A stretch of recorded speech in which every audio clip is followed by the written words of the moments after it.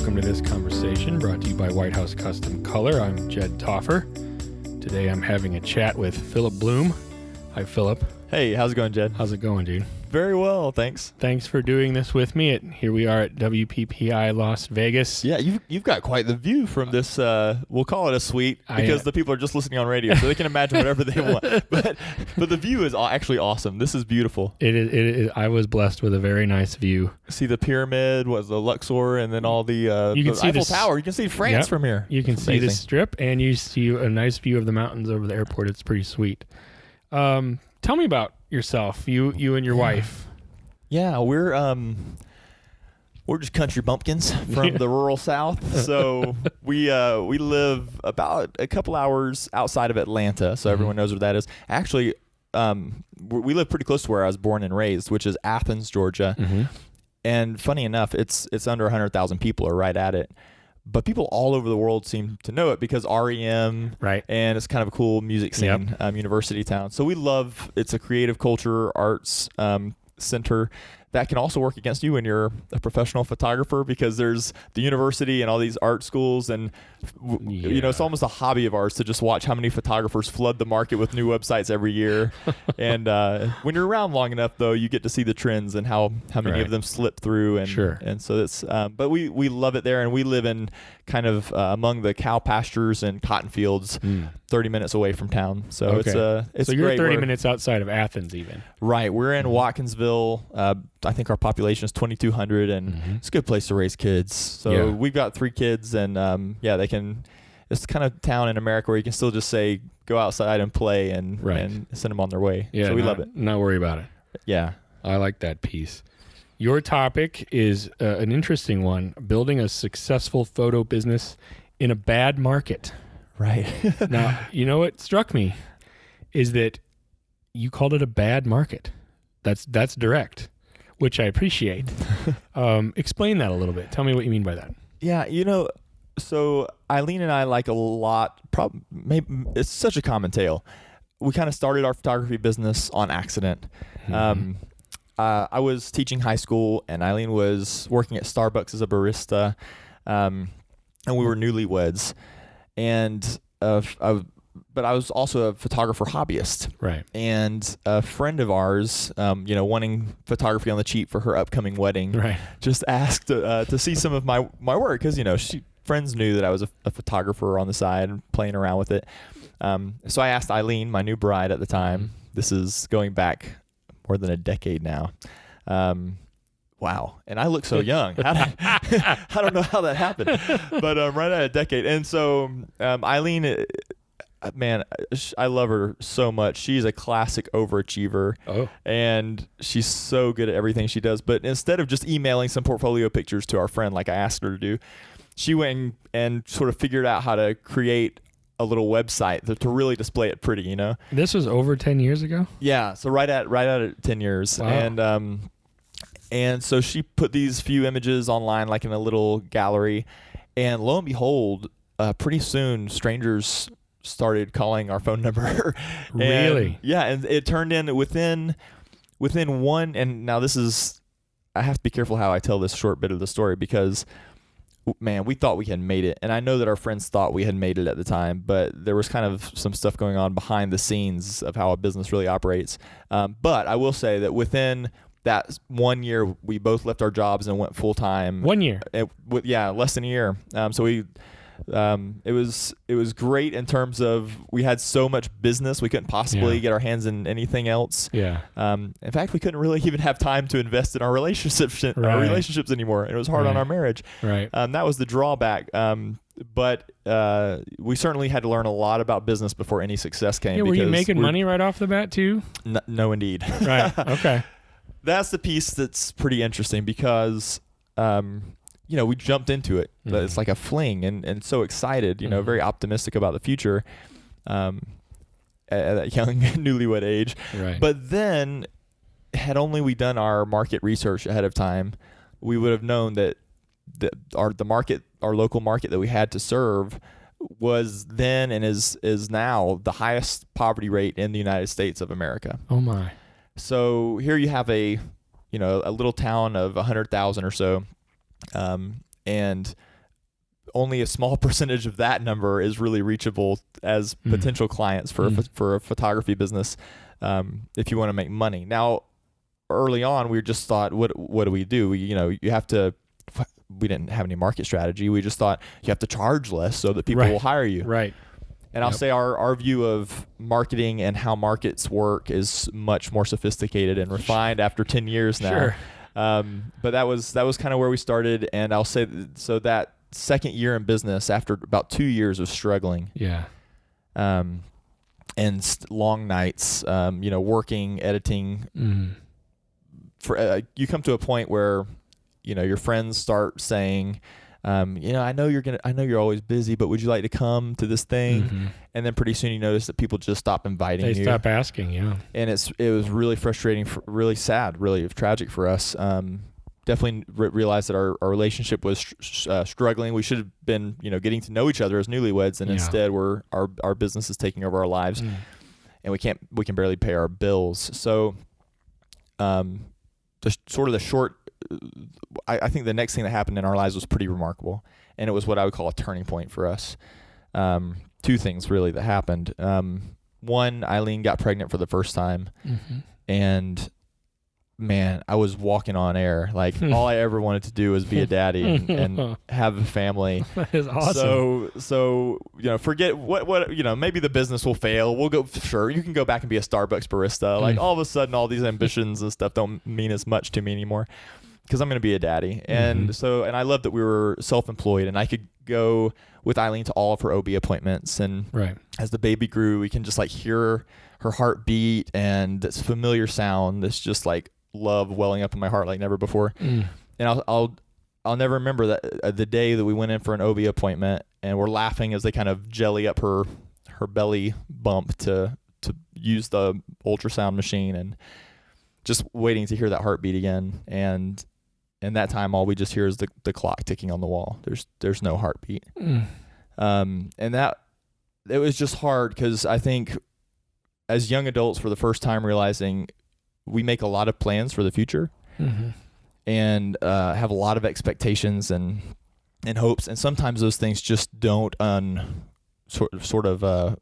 the way that you hope they will.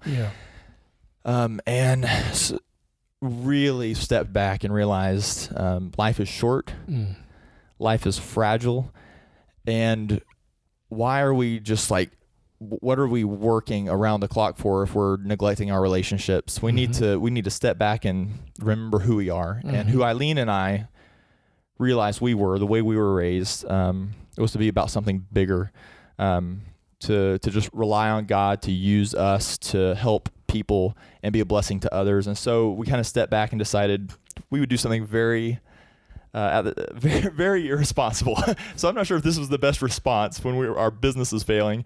Though we took out all of our savings, the meager savings that we had in the bank, and decided to use it to help this amazing nonprofit that we heard about in Guatemala, that was getting kids out of the slums, one of the more dangerous slums, and giving them education, safe family environment.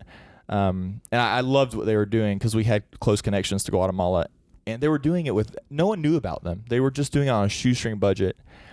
And we thought, we can help them. Let's go and take some photos and help promote them and help tell the story of what they're doing.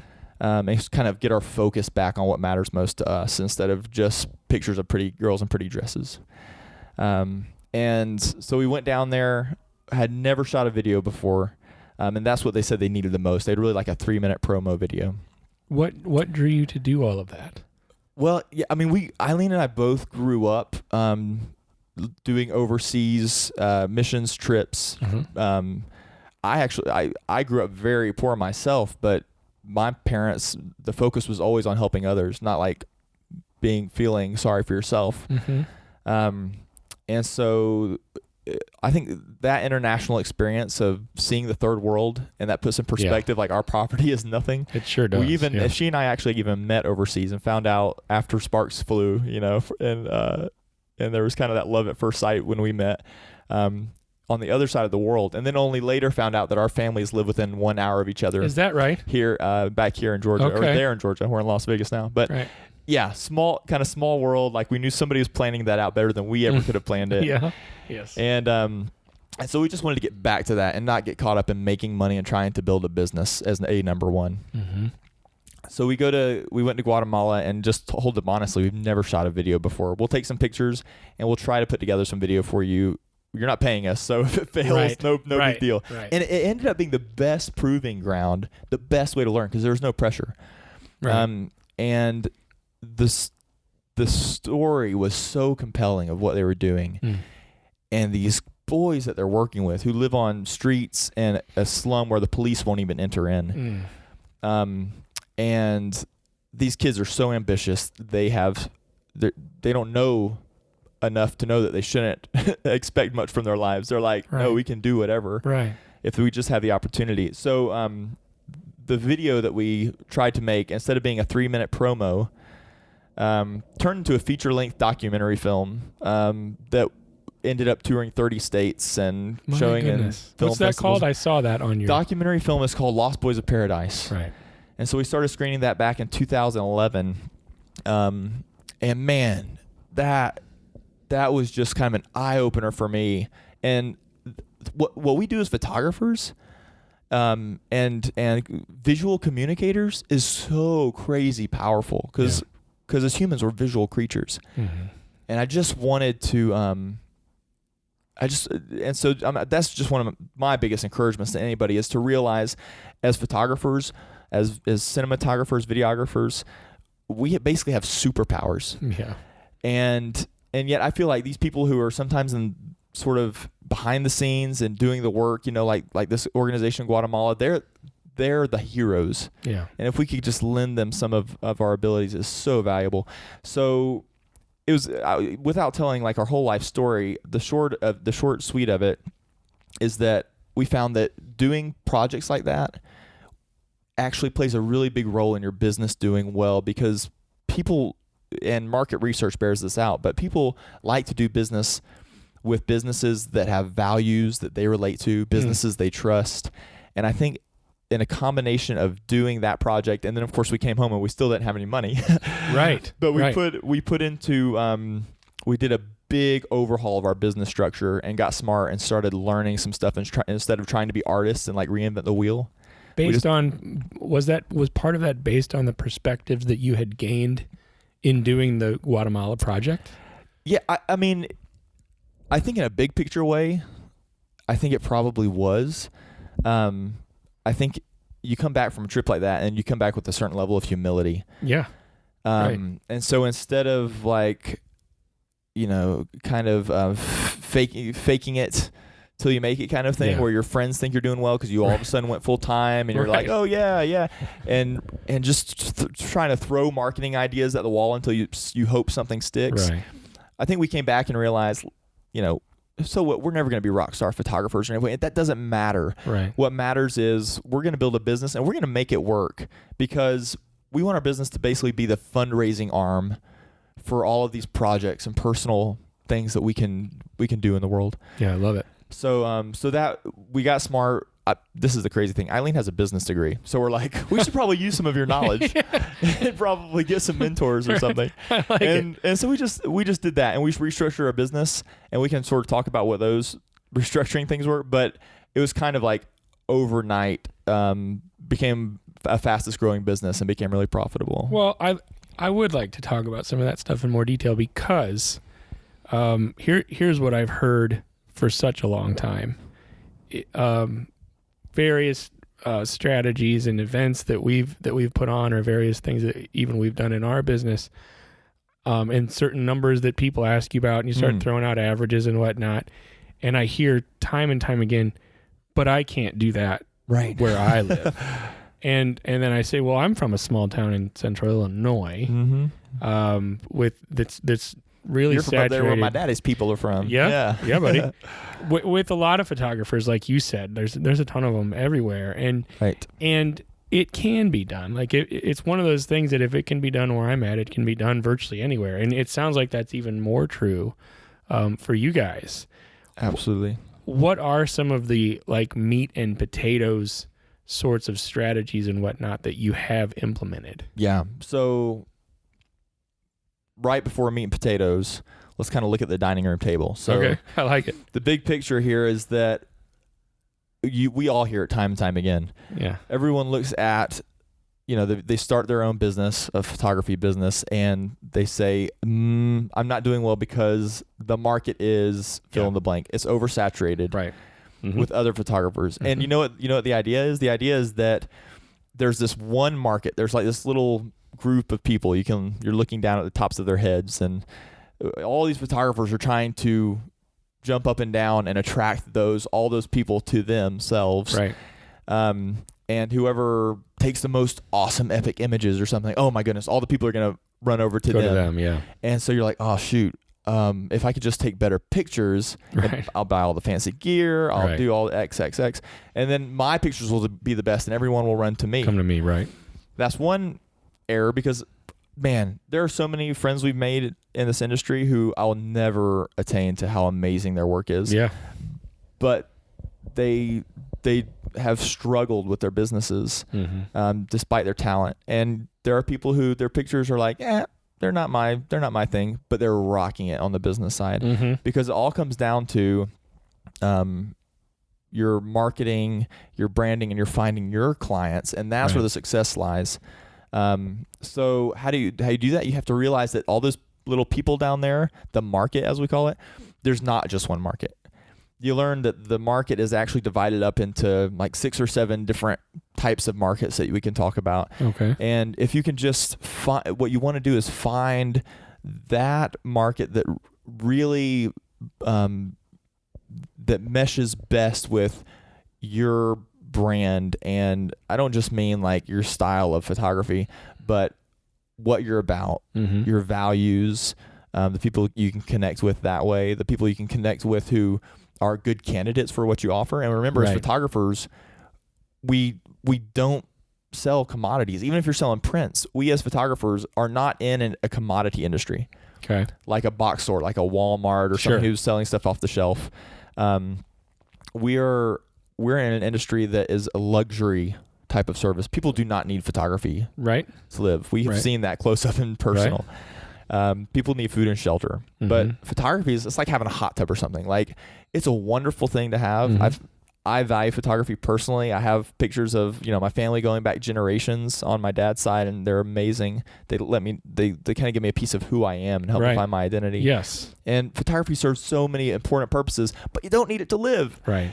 And I feel like a lot of us are like, and it really comes down to a lack of confidence, but we say, okay, I can't ask that much money for what I do. So I'm going to be very kind. And these people who don't really want to pay for photography, who don't really even value it that much, I'm going to give them photography because they need it.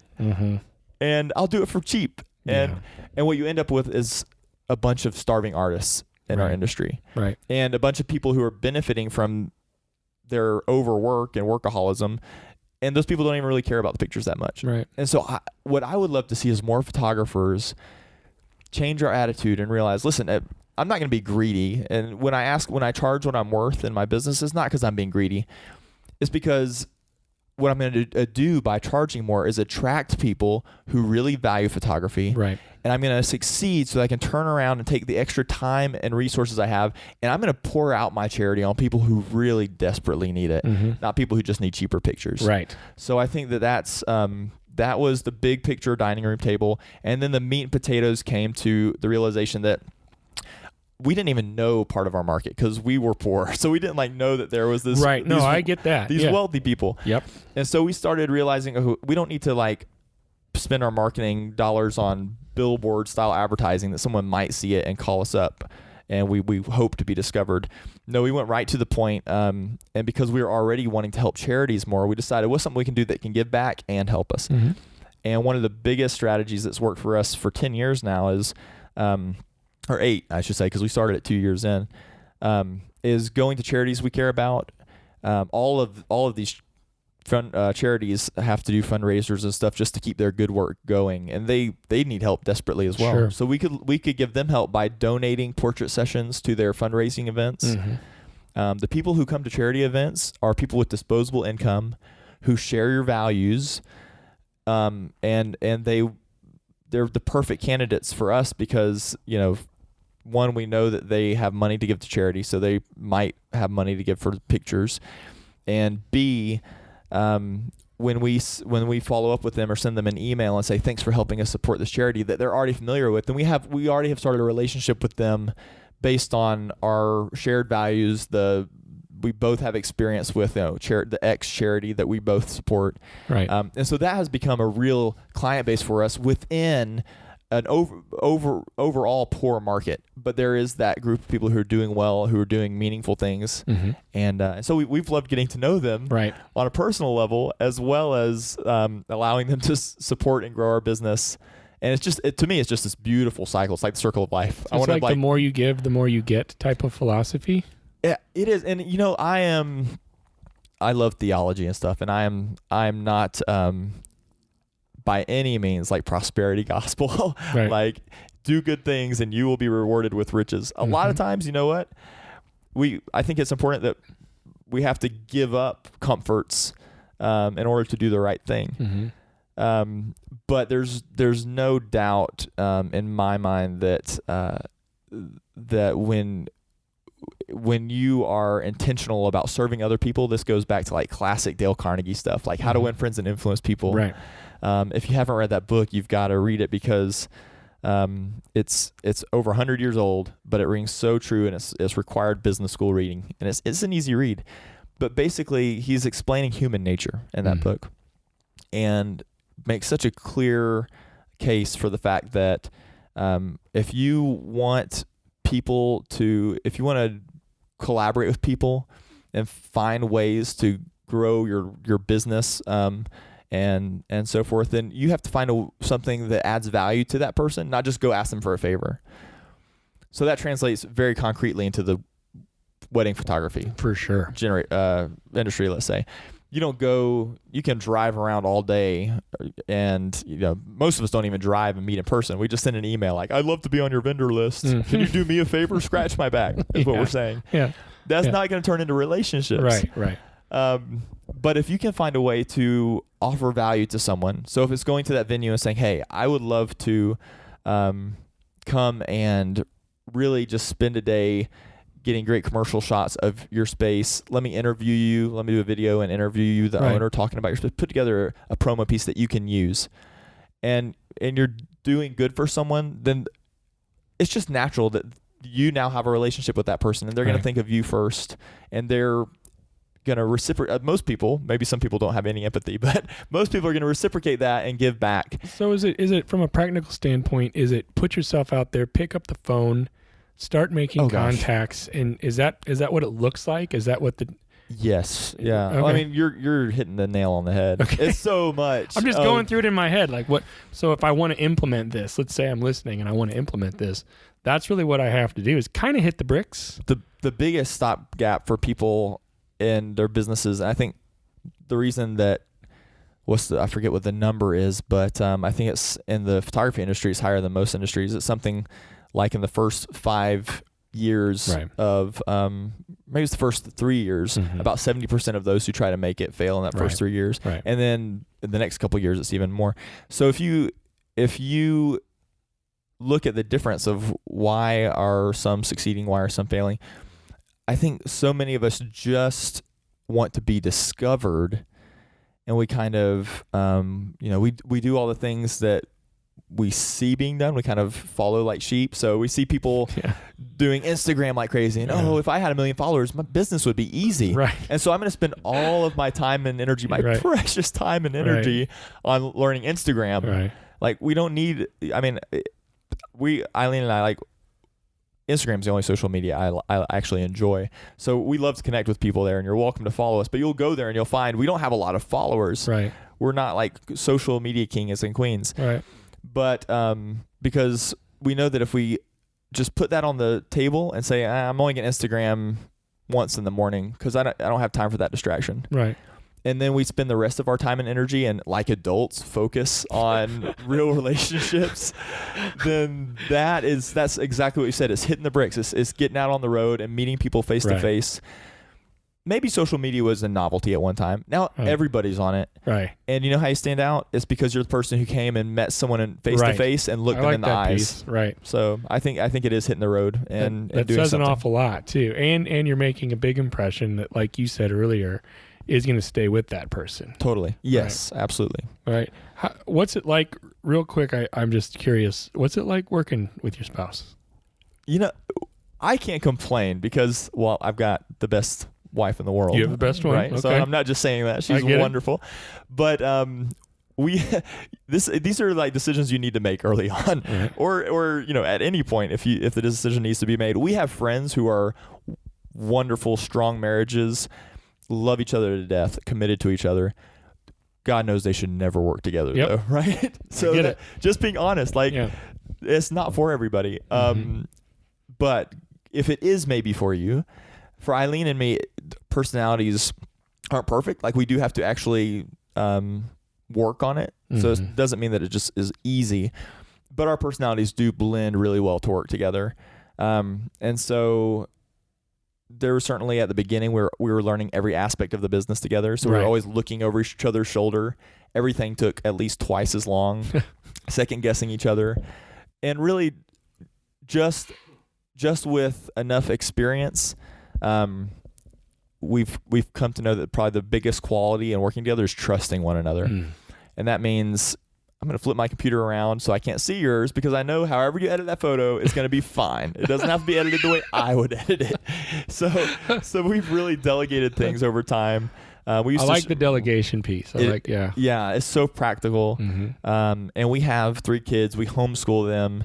And so even just deciding in our life that our values are family and quality time, and we decided, okay, so we could get babysitters and like both work nonstop and probably book this many weddings per year. But you know, we're very happy booking this many weddings per year, especially since we've learned how to charge more. And what I'm going to do is, you know, Phillip is going to work in the morning while Eileen teaches the kids their homeschool, and then we're going to have lunch together. And then Eileen is going to go and do all the retouching and wedding book design and communication in the afternoon while Daddy gets to be Daddy daycare. Right. And so right now we're in a good place where, you know, we've wasted years in the past for sure, but we're in a good place where we've learned it's important to grow your relationships in life just as important as it is to grow your business. Yeah. So whittling out time for that. I think that sounds right on the money. This was great. I'm struck by the decision you guys made way back when things seemed sad or difficult, both personally and with your business, and you decided together to take that big leap and really give back. That stays with me. But I also think that there is a lot to that just in general, regarding business, especially when and even if you're in a bad market or what you would consider a bad market, because it might not be as bad as you think it is. Right. There's there are little micro markets within that bigger market, and that's really what we all need to learn to see more clearly and then target it. And that's where brand, and there's all kinds of conversations that play into that. But then that's exactly right. Just honing in, there is a good market inside of every bad market. But I think the grassroots piece makes a lot of sense too. That hitting the bricks, grassroots, getting on the phone, getting yourself out there, meeting people face to face. Old school. Maybe you connect with them initially on the interwebs.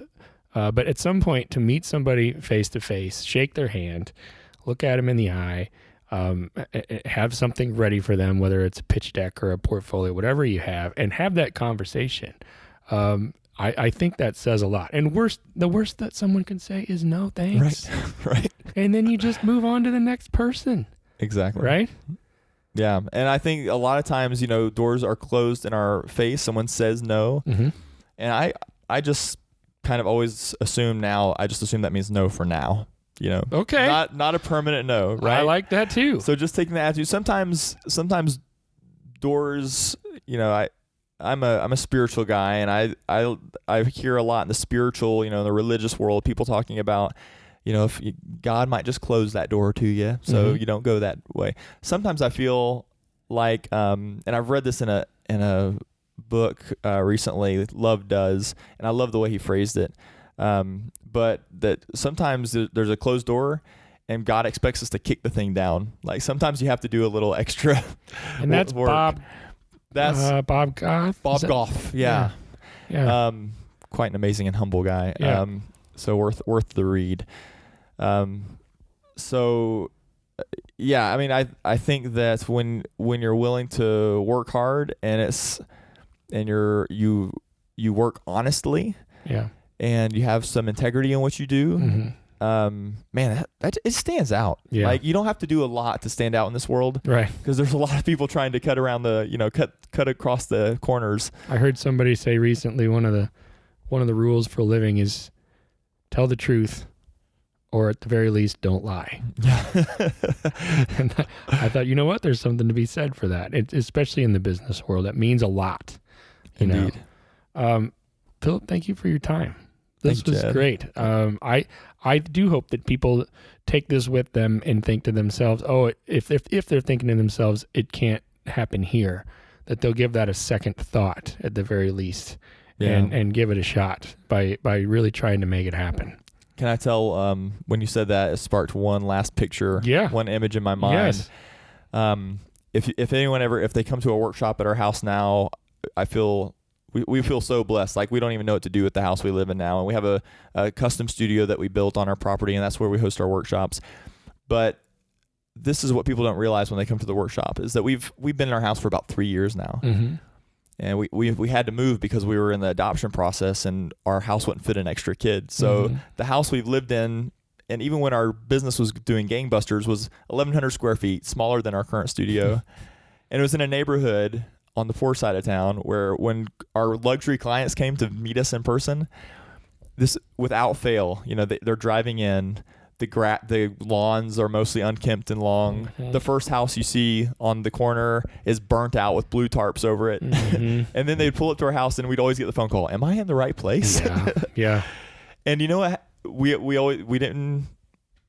to kind of choose not to be ashamed, but we would just say, yep, we're not ashamed. You're in the right place. Come on in. And when they passed through our front door, didn't matter what was outside, because the experience and the presentation, the way we treated them when they came inside the door, is all that matters. People will accept you for you. Don't